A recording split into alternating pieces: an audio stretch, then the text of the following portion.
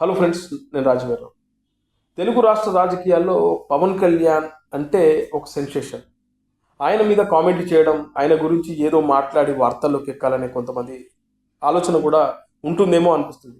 ఎంతసేపు పవన్ కళ్యాణ్ గారిని కానీ, అలాగే మెగా ఫ్యామిలీకి సంబంధించినటువంటి చిరంజీవి గారి పైన కామెంట్లు చేస్తూ సెన్సేషన్ అవ్వడం కోసం చేస్తున్న ప్రయత్నంలో భాగమా, లేదా వాళ్ళంటే గిట్టకనా ఏంటో తెలియదు కానీ చాలామంది ఈ మెగా ఫ్యామిలీని టార్గెట్ చేసుకుంటూ వస్తూ ఉంటారు.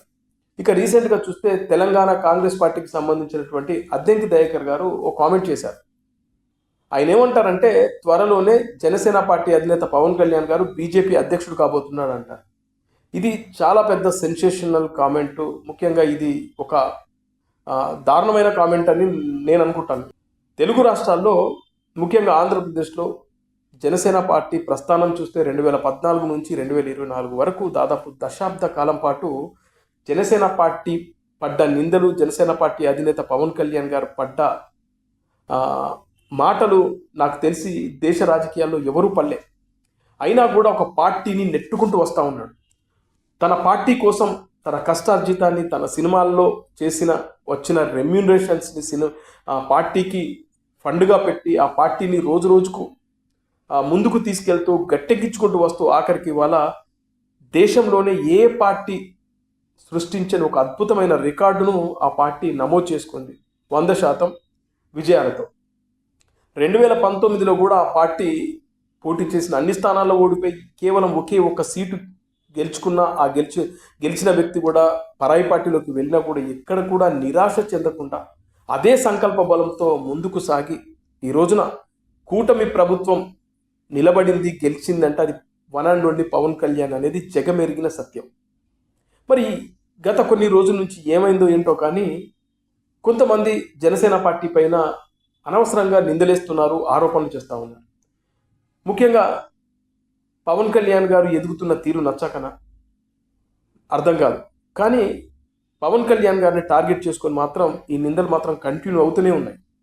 రీసెంట్గా చూస్తే చిరంజీవి గారు బీజేపీకి దగ్గరయ్యారని, చిరంజీవి గారికి రాష్ట్రపతి అని, చిరంజీవి గారిని కేంద్ర క్యాబినెట్ తీసుకోబోతున్నారని, ఇలా ఎవరికి నచ్చినట్టు వాళ్ళు కామెంట్లు చేస్తూ దానిపైన వీడియోలు పెడుతూ ఇష్టానుసారంగా మాట్లాడడం.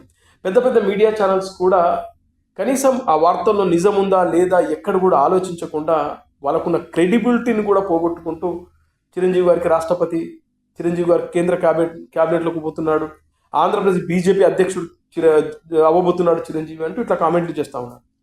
అసలు ఇవన్నీ కూడా వాస్తవాలకు దూరంగా ఉండేవి. ఎందుకంటే మెగాస్టార్ చిరంజీవి గారు చాలా సందర్భాల్లో చెప్పారు, నేను రాజకీయాలకు దూరం. మరి రాజకీయాలకు దూరమైన వ్యక్తిని మోడీ గారు ఎందుకు పిలుస్తున్నారు, కిషన్ రెడ్డి గారు ఎందుకు ఆహ్వానిస్తున్నారు, అలాగే మోడీ గారు చిరంజీవి గారితో సత్సంబంధాలు ఎందుకు కొనసాగిస్తున్నారు? కిషన్ రెడ్డి గారికి చిరంజీవి గారికి ఉన్న ఆ ఫ్రెండ్షిప్ వల్ల మన చిరంజీవి గారిని సంక్రాంతి పండుగ రోజున ఢిల్లీకి ఆహ్వానించారు, ఆ పండగ సంబంధించిన ఉత్సవాలు చేసుకోవడానికి. అదే సందర్భంలో మోడీ గారు అక్కడికి వచ్చారు కాబట్టి మోడీ గారికి కూడా చిరంజీవి గారు అంటే చాలా ఇష్టం కాబట్టి, చిరంజీవి గారు ఎలాంటి కాంట్రవర్సీలు లేని వ్యక్తి, అందరివాడు కాబట్టి అలా చిరంజీవి గారిని ఎవరైనా అభిమానిస్తారు, గౌరవిస్తారు. ఆయనకున్న స్థాయి అది. ఇది కేవలం ఓ ఫ్రెండ్షిప్లో భాగంగా ఆయనకి ఇచ్చే గౌరవం. అయితే దీన్ని కూడా మరో కోణంలో చూపిస్తూ చిరంజీవి గారు రాష్ట్రపతి కాబోతున్నారని, లేదంటే బీజేపీ రాష్ట్ర అధ్యక్షుడు కాబోతున్నాడు ఆంధ్రప్రదేశ్ కానీ, క్యాబినెట్లోకి వెళ్ళిపోతున్నాడు, కేంద్ర క్యాబినెట్లోకి మినిస్టర్గా, ఇట్లా రకరకాల కామెంట్లు చేస్తున్నారు. ఇవన్నీ వాస్తవానికి చాలా దూరం.